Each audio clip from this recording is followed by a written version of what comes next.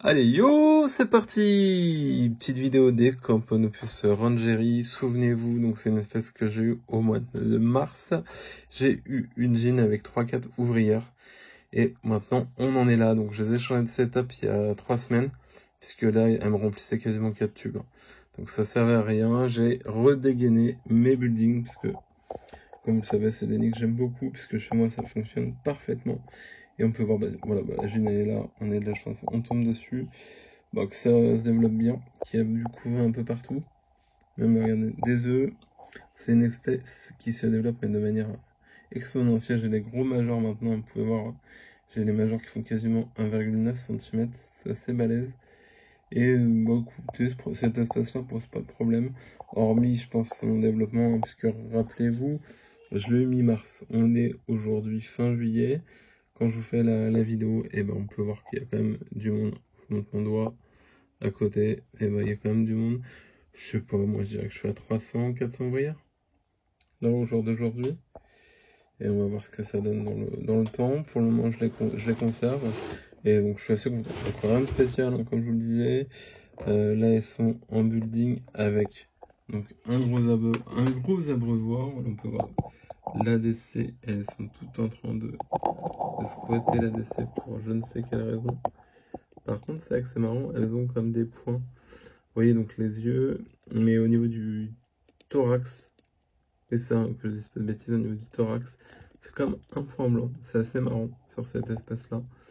Voilà, donc ça pose pas de problème, c'est très très gourmand. Et elle commence vraiment à être bien agressif. Là, la dernière fois, j'ai voulu retirer un bout d'insecte qui était plus bon en fait, qui était tout sec, elle l'avait consommé. Et j'ai eu un média qui m'a attaqué, c'était assez rigolo. Donc c'est une espèce, je pense, qui va promettre au niveau agressivité dans les prochaines semaines, dans les prochains mois. Est-ce que c'est une espèce que je conseillerais aux débutants? Oui, non. Oui, si c'est un débutant qui a de la place. Parce que clairement, c'est une espèce qui va vous demander de la place, vu comment elle se développe, et surtout, comme un budget en termes de bouffe. Mais un débutant, effectivement, qui se dit, ok, j'ai la place et un peu de sous, oui. Si vous vous dites, non, j'ai pas grand place, et au niveau budget, je peux pas non plus acheter beaucoup d'insectes, ne prenez pas cette espèce. Mais clairement, c'est une jolie espèce, assez grande. Franchement, elle me plaît bien. Et juste voir ce qu'elle va devenir. Ce qui est marrant, c'est la coloration. Le noir avec les pattes toutes jaunes, c'est assez rigolo. Je ne sais pas si cette espèce aime vraiment le sec, puisque je leur avais proposé avant le mettre en building un nid en pierre reconstituée, mais sans réserve d'eau.